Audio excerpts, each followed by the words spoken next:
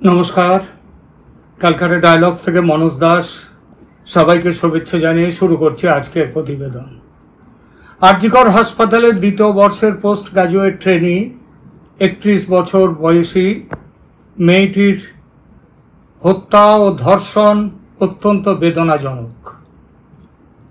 কলকাতার প্রাণকেন্দ্রে অবস্থিত এমন স্বনামধন্য হাসপাতালের ভেতরে সেই হাসপাতালের সিনিয়র পড়ুয়া ডাক্তারের এমন পরিণাম দেখিয়ে দেয় এই রাজ্যের ল অ্যান্ড অর্ডার পরিস্থিতি কোন তলানিতে এসে পৌঁছেছে। হাসপাতালের সিকিউরিটি ব্যবস্থা যে একেবারেই ঠুনকো তার প্রমাণ হাসপাতালের কর্মী না হয়েও খুনের দায়ে অভিযুক্ত ব্যক্তিটি ওই গভীর রাতে হাসপাতালের সর্বত্র সে ঘুরে বেড়াতে পেরেছে, নজর রেখে কোথায় তার শিকার তার খোঁজ পেয়েছে। এই ঘটনা যে আমাদের শুধু বিস্মিত ও ভীত করেছে তা বলাই বাহুল্য। আমাদের সযত্ন লালিত মধ্যবিত্ত মানসিকতায় জোরদার থাপ্পড় যে মেরেছে এই ঘটনা, সেটাও মানতেই হবে। গ্রামে গঞ্জে কলকাতা থেকে দূরে কোথাও যদি এমন ঘটনা ঘটতো আমরা নজর করতাম না। এমন ঘটনা ঘটেছেও, এক নয় একাধিক, কিন্তু এবারের মতো উদ্বেলিত হইনি আমরা, কারণ বাঙালির সবকিছু কলকাতা কেন্দ্রিক। তবু বলবো, এবারের এই ভয়ঙ্কর ঘটনার রেশও বেশি দিন টিকবে না। মানুষ কিছুদিন পরেই ভুলে যাবে। শাসক সেই কিছুদিন কবে আসবে, কবে শেষ হবে কিছুদিন, তার অপেক্ষায় আছে। তার আগে কিছু গরম গরম কথা কেবল বেরিয়ে এসেছে আমাদের মুখ্যমন্ত্রীর মুখ থেকে। কারণ বাঙালি মানুষ এখন নদী বা সমুদ্র নয়, যা এক সময় ছিল। এখন তা বড়জোর মাছ চাষের ভেড়ি। দূর থেকে দেখায় যেন থই থই করছে জল, কত না গভীর, আসলে গভীর কিছুই নয়। অল্প জলে বাতাস লাগলে হালকা একটু ঢেউ যেমন ওঠে মাত্র, তেমনি আবার চলেও যায়। বাঙালি মানুষের মানস, সেই মানুষের ঢেউও তেমনি আসছে আবার চলে যাচ্ছে, আসে চলে যায়, দাগ রেখে যায় না।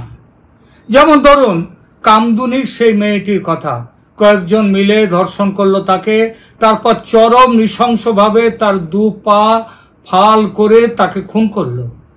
সেই ঘটনা চেপে দিতে মন্ত্রী জ্যোতিপ্রিয় মল্লিক, বসিরহাটের সাংসদ হাজী নুরুল ইসলাম, তৃণমূল দলের উত্তর 24 পরগনার সভাপতি তথা এমএলএ নির্মল ঘোষের কি প্রাণান্তকর চেষ্টা, একবার মনে করে দেখুন। জ্যোতিপ্রিয় প্রায় সঙ্গে সঙ্গে পরিবারের কাউকে চাকরি দেওয়ার টোপ নিয়ে হাজির হয়েছিলেন। সে টোপ খায়নি পরিবার। হাজী নুরুল আর নির্মল ঘোষের গাড়ি ভাঙচুর করেছিল গ্রামের মানুষ। তারপর কি হলো? চাকরির টোপ গিলে নিল পরিবার। অভাবী পেটে টাকার টোপ, বড় টোপ। আর গ্রামের লোক, যে পার্টি মাঠে নেমে পড়েছিল ঘটনা ধামাচাপা দিতে, তারা সেই পার্টিকে আরো বেশি ভোটে জিতিয়ে দিল পরের ভোটে। শুধু গ্রামের লোকের কথা বলি কেন, গোটা রাজ্যের কথাই বা কম কিসে? তারাও তো সেই একই রাস্তায়, গোটা রাজ্যের মানুষ। ফাঁসিতে ঝোলার কথা বা যাবজ্জীবন কারাদণ্ডের সাজা পাওয়ার কথা ছিল যাদের, হাইকোর্টের ডিভিশন বেঞ্চের নির্দেশে তাদের প্রাণদণ্ড মকুব হয়ে গেল। অনেকেই ছাড়া পেয়ে গেল জেল থেকে। সেই রায়ের বিরুদ্ধে দায়সারাভাবে রাজ্য গেছে সুপ্রিম কোর্টে। নিহত মেয়েটির পরিবারও গেছে সুপ্রিম কোর্টে। তারপর কি হলো সুপ্রিম কোর্টে, তার কোনো খবর কেউ জানেন? রেখেছে বাঙালি, ভুলে মেরেছে। দিল্লির নির্ভয়া কাণ্ডে কিন্তু এমনটা ঘটেনি। আসামিদের ফাঁসি কাটে তুলে তারপর শান্ত হয়েছিল তার পরিবার, কারণ নির্ভয়া কাণ্ডে নির্ভয়ার পরিবারের পাশে সরকার ছিল সাধারণ মানুষ। আর কামদুনির মেয়েটির পাশে শেষ পর্যন্ত লিপ সার্ভিস টুকুও কি ছিল কিংবা আছে এই সরকারের? ছিল কি রাজ্যের মানুষের, রাজ্যের ভাতাজীবী সুশীল সমাজ তাদের? আচ্ছা, কামদুনির মেয়েটির ঘটনা না হয় বেশ কয়েক বছর পুরনো, সুতরাং নেওয়া যাক কিছু টাটকা ঘটনা। নদিয়ার হাঁসখালির 14 বছর মেয়েটির কথা ভাবুন। গণধর্ষণের শিকার হয়ে মেয়েটি মারা যায়। সে কথাটি আমরা কজন মনে রেখেছি, অথচ খুব একটা কম নৃশংস কিন্তু ছিল না সেই ঘটনা। এলাকায় মুখ্যমন্ত্রীর দলের বেশ কেউকেটা গোছের নেতা সমর গোয়ালি, সেই সমর গোয়ালির বাড়িতে একটি অনুষ্ঠানে এসে গণধর্ষণের শিকার হয় মেয়েটি। তার ফলে প্রচন্ড অসুস্থ হয় এবং ভীষণ রক্তক্ষরণ শুরু হয়। সেই অবস্থায় একটা চাদরে মুড়ে তাকে তাদের বাড়িতে নিয়ে আসে এক মহিলা আর 2 জন পুরুষ, যারা ওই মেয়েটির মা কিংবা তাদের বাড়ির লোকের কাছে অচেনা। বাড়িতে আসার পর তারা সাবধান করে দেয় যেন চিকিৎসকের কাছে বা হাসপাতালে নিয়ে যাবে না। যারা তাকে নিয়ে এসেছিল তারা বারণ করে পুলিশের কাছেও যাওয়ার দরকার নেই। কিছুক্ষণ পরে মারা যায় মেয়েটি। তখন 12 জন পুরুষের একটি দল আসে, ছেলে ছোকরাদের, তার মধ্যে কিছু লোকও ছিল।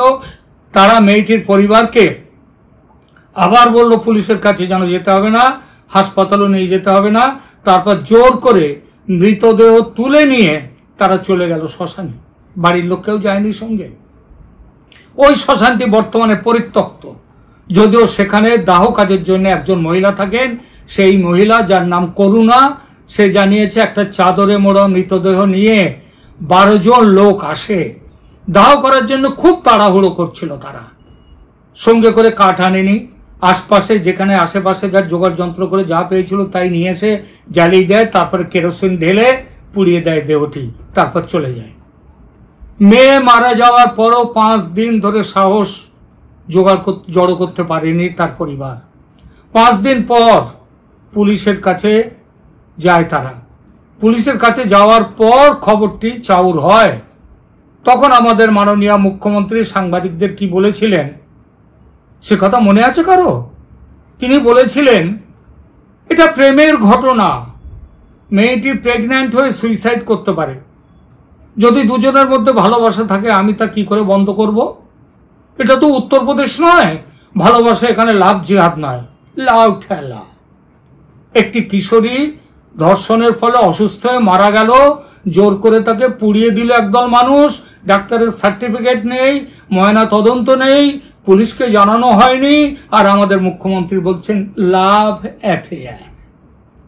তো লাভ অ্যাফেয়ার হলে কি তাকে যাকে খুশি মেরে ফেলা যায়?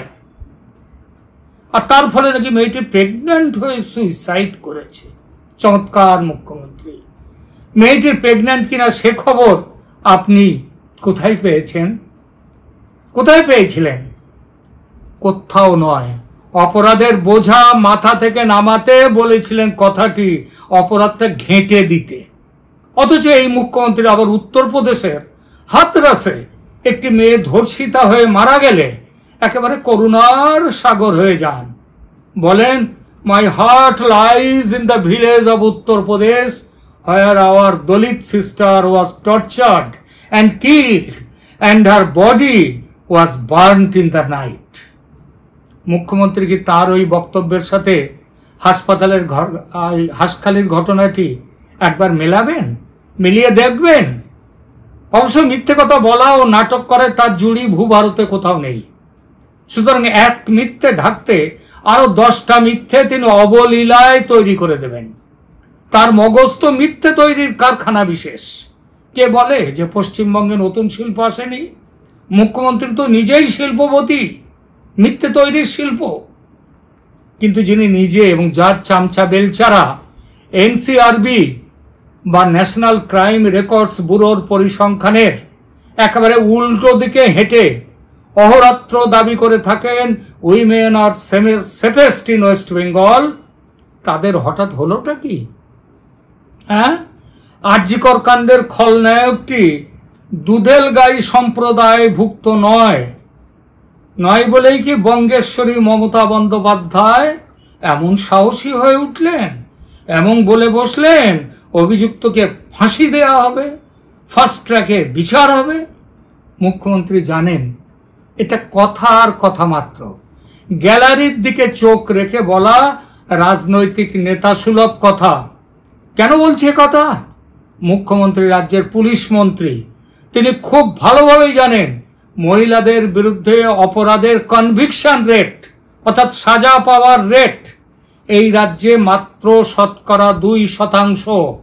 ভাবতে পারেন 100টা কেস হলে সাজা পায় মাত্র 2টি কেসে, কারণ পুলিশকে তো সেইভাবেই নির্দেশ দেওয়া আছে, বাকি সব খালাস। এই ব্যাপারে ন্যাশনাল কনভিকশন রেট সেটা কত জানেন? 29.8% বা প্রায় 30%, আর পশ্চিমবঙ্গের মাত্র 2%। তাহলে হঠাৎ এমন বীরাঙ্গনা হয়ে উঠলেন কেন মুখ্যমন্ত্রী? তিনি বলেছেন এই ঘটনা তাকে এত দুঃখ দিয়েছে যেন তার নিজের বাড়ির কোনো মেয়ের এমন হয়েছে। বাহ, চমৎকার মাননীয়া। আপনার তো জানার কথা বাংলার গ্রামে গ্রামে কিভাবে রেপ চালু করেছে আপনার দলের সোনার টুকরোরা। আপনার বীর সন্তান শাহজাহান আর তার দলবল, যাদের রাতের বেলায় পিঠে খাওয়ার ইচ্ছা হতো আর মেয়েদেরকে তুলে নিয়ে এসে সম্ভোগ করত, তারা কি গ্রামের অশিক্ষিত সাধারণ ঘরের মেয়ে বলে আপনি তাদের আপনার বাড়ির মেয়ের কথা মনে হয়নি তাদের দেখে? ভোটের ফল বেরোবার শুধু রেপ নয়, রিভেঞ্জ রেপ সারা ভারতে একমাত্র পশ্চিম বাংলায় আছে, শুরু হয়েছে আপনার সৌজন্যে। ভোটের ফল বেরোবার পর খেজুরি বিধানসভার বটতলা গ্রামের মায়ের বয়সী মহিলা তার ছেলের বউকে আপনার দলের সোনার টুকরোদের হাতে ফুর্তি করার জন্য তুলে দিতে চাননি, তাকে অন্য জায়গায় পাঠিয়ে দিয়েছেন বুদ্ধি করে। সেই অপরাধে তিনি ধর্ষিতা হয়েছেন একদল ছেলের বয়সীর হাতে। জানেন না এ কথা? না জানলে ছেড়ে দিন স্বরাষ্ট্র মন্ত্রক, হয় ছাড়ুন পদ, নইলে বড় বড় কথা বলা বন্ধ করুন। এরকম একটা নয়, শয়ে শয়ে আছে এমন ঘটনা। হাজার চুহা মেয়ে মারকে বিল্লি যায় হজ করতে। আপনি সেই বিল্লি নাকি বাংলাদেশের ছাত্র আন্দোলনের সাফল্যে উৎসাহিত হয়ে এখানকার ছাত্ররা রাস্তায় নামলে এমনিতে প্রায় গোল্লায় যাওয়া স্বাস্থ্য ব্যবস্থা একেবারে ভেঙে পড়বে, সেই ভয়ে ট্যাকটিক্যাল ব্যাকআউট করলেন? ব্যাকআউট যে ট্যাকটিক্যাল তার আরো বড় প্রমাণ সিবিআই তদন্ত থামাতে আপনি কথায় কথায় কলকাতা দিল্লির আদালতে ছুটে বেড়ান, আর এবার না চাইতে নিজেই সিবিআই তদন্তের কথা বলছেন। তবে গলায় বকলাস বাঁধা আপনার অনুগত দ্বিপদ প্রাণী, চতুষ্পদ নয় দ্বিপদ প্রাণী আরজিকর হাসপাতালের সুপার সাহেব ইতিমধ্যেই গুগলি কিংবা দুসরা মেরে দিয়েছেন। তিনি বলেছেন ওই রাত দুপুরের 4 তলার সেমিনার রুমে কেন গিয়েছিল ওই মেয়েটি। দর্শক বন্ধুরা দেখে নেবেন, এই জায়গা দিয়ে ভবিষ্যতে দুষ্কর্মের নায়ক ওই সিভিক ভলেন্টিয়ার সঞ্জয় রায়কে বাঁচাবার চেষ্টা হবে।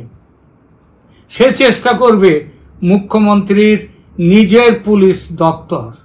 কেননা সঞ্জয়ের অনেক গুণের কথা বেরিয়ে এসেছে ইতিমধ্যে, আরো বেরিয়ে আসবে। হাসপাতালে রোগী ভর্তি করানোর কাজ করত এই সঞ্জয়। সে কাজে সে একা ছিল, হতে পারে না। আর রোগী ভর্তি মানে বুঝতে পারছেন তো কি টাকার খেলা চলে হাসপাতালে, ফ্রি বেড পেতে, রোগীর বেড পেতে। তার মাথায় বড় কারো হাত অবশ্যই ছিল, এবং সে বড় হাত পুলিশেরও, এবং সে বড় হাত এলাকার তৃণমূল নেতৃত্বেরও। নইলে ডাক্তারদের সঙ্গে ঝগড়া করে কিভাবে কয়েক বছর ধরে সে এই কাজ চালিয়ে যাচ্ছে, কিভাবে সে উল্টোডাঙ্গার পুলিশ ব্যারাকে তার থাকার কথা নয় তবু সেখানে থাকার পারমিশন পায় সে, কিভাবে পুলিশের বাইক নিয়ে, যে বাইক পাওয়ার কথা নয় তার, সে ঘুরে বেড়ায় 24 ঘন্টা, কিভাবে দিন রাত 24 ঘন্টা অন্য ডিউটি নয় হাসপাতালে থাকতে পারে সে, উপরতলার পুলিশ কর্তাদের কেউ কিছু জানে না বললেই হলো? কেঁচো খুঁড়তে গেলে সাপ বেরিয়ে আসবে, সুতরাং কেঁচো খুঁড়তে দেয়া হবে না। গতকাল নিহত মেয়েটির মা এবং তার বাবাকে মিডিয়ার কেউ একজন এই ব্যাপারে ইঙ্গিত করেছিল খুনিকে মেয়েটি আগে থেকে চিনত কিনা।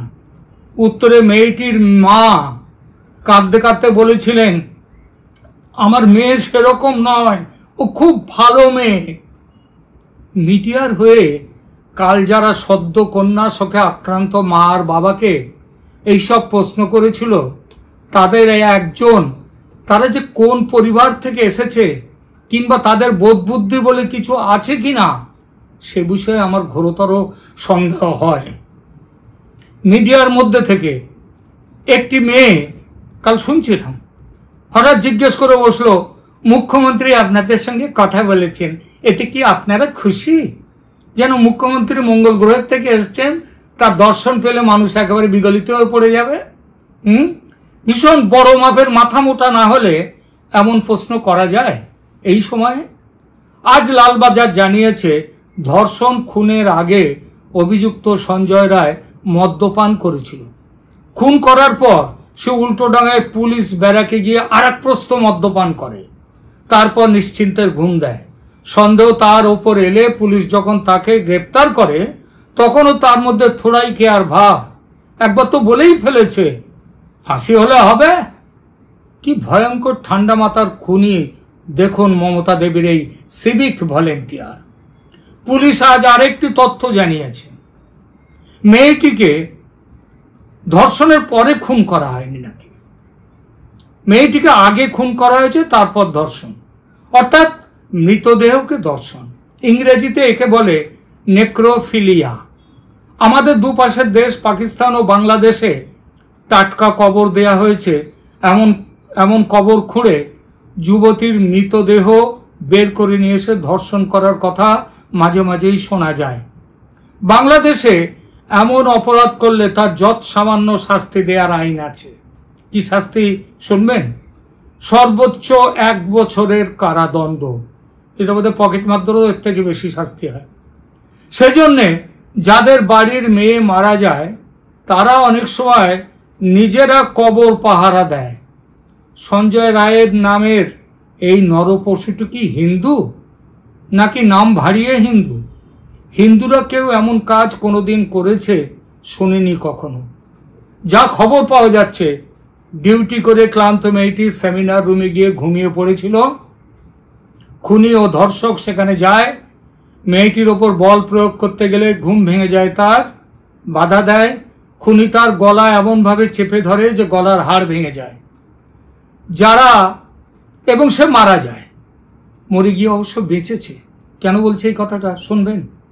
নইলে আর এক অরুণা সানবাগ হয়ে মৃত প্রায় হয়ে বেঁচে থাকতে হতো হয়তো। মুম্বাইয়ের কিং এডওয়ার্ড মেমোরিয়াল হসপিটালের নার্স অরুণা সানবাগকে ধর্ষণ করতে গিয়ে এমন হাল করেছিল তার ধর্ষক।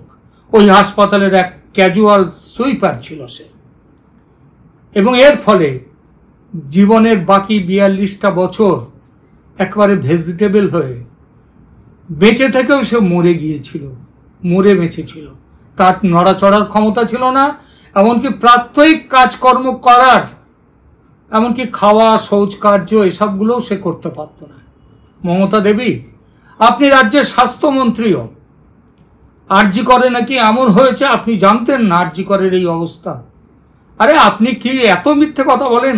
2 বছর আগে এই একই আরজিকর হাসপাতালে মুর্শিদাবাদের বহরমপুর থেকে আসা এক রোগিণীর 24 বছর বয়সী আত্মীয়াকে গভীর রাতে এই আরজিকর হাসপাতালের 2 কর্মচারী, 2 লিফটম্যান, তাদের নাম মাসুদ আলী খান এবং হায়দার আলী, তারা গণধর্ষণ করেছিল। জানেন না সে কথা? তারা গ্রেপ্তার হয়ে ছাড়া পেয়ে গেছে, কিন্তু কিছুই আপনি করেননি, ভবিষ্যতের জন্য শিক্ষাও নেননি। সেদিন শিক্ষা নিলে এই উজ্জ্বল মেয়েটির এমন পরিণতি ঘটত না এক নরপশুর হাতে। আপনি জীবন ভর শুধু নোংরা রাজনীতি করে এসেছেন, আর কিছু করেননি। সুতরাং এই মায়া কান্না থামান। আপনার দুরন্ত অভিনয় অনেক শুনেছে বাঙালি, আর নয়। যেভাবে মারছেন মারুন, কিন্তু দয়া করে সমর্মিতা দেখাবেন না, গ্যালারি ভাষণ স্পিচ দেবেন না। ভালো থাকবেন সবাই, ধন্যবাদ।